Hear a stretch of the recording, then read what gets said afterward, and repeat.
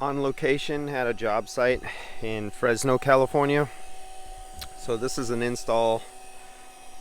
It's in the rough-in stage right now. This was a used unit that was taken off another job site of the customer at one of his warehouses, and we're putting it on his house in Fresno because the single 4-ton unit that he had here, actually I think he had another one on the other side, no, just this one, our 5-ton unit was not doing the job. It's going to be 104 degrees here in a few days. It's only 89 degrees right now. Tomorrow's 99, then it'll hit 101, 102, 104.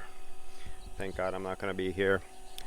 But since this was a used unit, we had it under pressure dry nitrogen. We couldn't come back for about 5 weeks now. It's been sitting at 650 psi. You could say it was on a very long extended nitrogen decay test, and of course it didn't lose no nitrogen, no leaks. So now we started the vacuum off of this vacuum pump.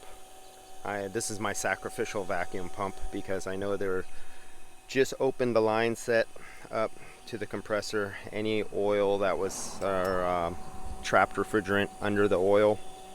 So I do my first clean out vacuum with this pump, and now we're about to transfer to this pump, and that'll go through the 2 3/4 inch silicone hoses in place of the gauge set, because you do not draw vacuum through a manifold gauge and refrigerant hoses because you can't get a good vacuum going through refrigerant gauges. So next process, start that now.